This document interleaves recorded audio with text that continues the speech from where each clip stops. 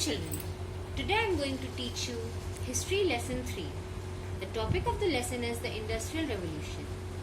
During the second half of the 18th century, Europe saw developments in the modes of production, transportation and communication, industrial organization, labor patterns, scientific inventions and technological innovations. This process of transformation is called the Industrial Revolution. So children, Industrial Revolution means the changes which came in the modes of production, transportation, in industries, in scientific inventions. All these changes are known as Industrial Revolution. This process of transformation is called the Industrial Revolution. The Industrial Revolution had a far-reaching effect on agriculture, politics and society. The Industrial Revolution began in England. It was marked by increase in overseas trade, availability of capital, availability of natural resources, various technological and scientific advancement in the textile industry, agriculture and transportation.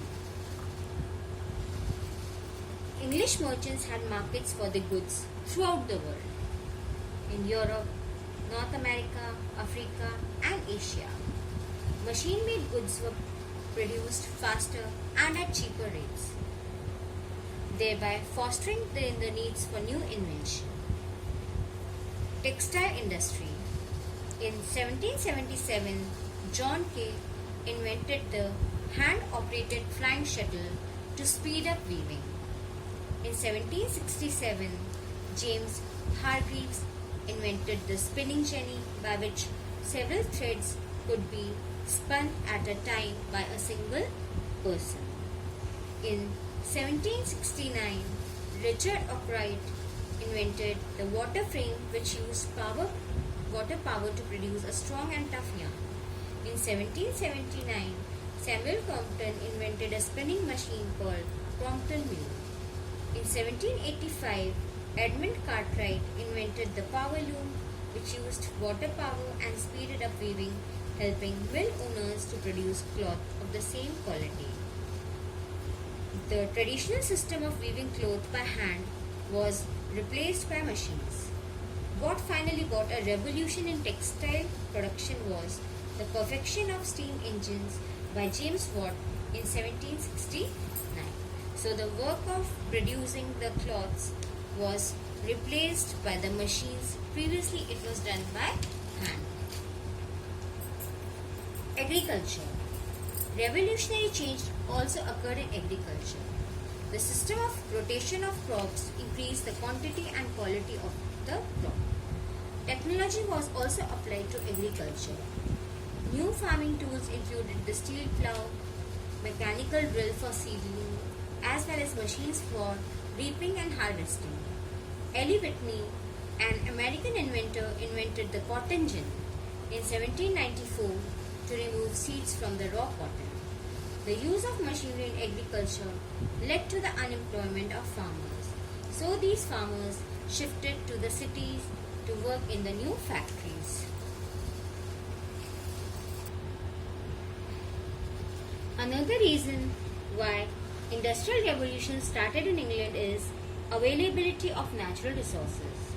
Great Britain was rich in natural resources like water, power, iron and coal, and had enough mineral deposits to meet the fuel needs of an industrial society. New techniques for the manufacturing of iron and utilization of coal were found, and these fueled the growth of many industries in England.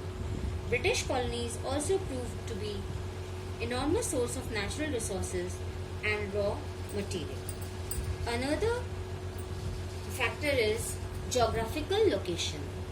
Geographically, the isolation of the British Isles from the rest of the Europe insulated it from the political turbulence and allowed it to develop on its own terms. Now, what is the impact of the Industrial Revolution?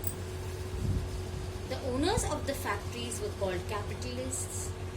They had lots of money, they made huge profits and amassed huge amount of wealth. Conflicts between the capitalists and the working class arose and led to the class differences.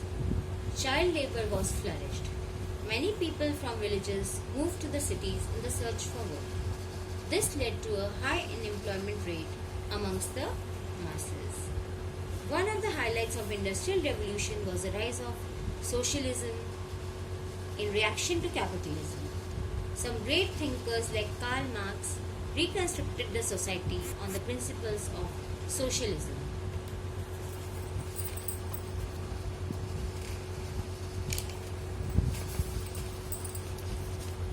Urbanization.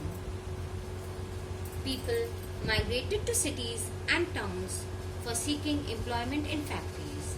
This led to the growth of new towns and cities such as Birmingham and Manchester. The international markets also emerged due to the flourishing trade. Despite this, urbanization also brought with the problems of living in the urban setup. Working class neighborhoods were unwelcoming, crowded and dirty.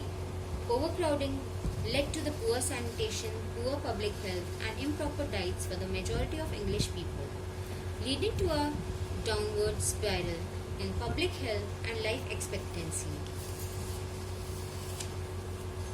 Colonialism. The industrialized nations needed raw materials for their factories and ready markets to sell their surplus goods. This was also the age of discovery and period of exploration. European countries went out to discover distant lands and managed to subjugate the people from those lands, transforming these new regions into colonies. This gave rise to colonial economy and imperial rivalries in the Americas and Asia.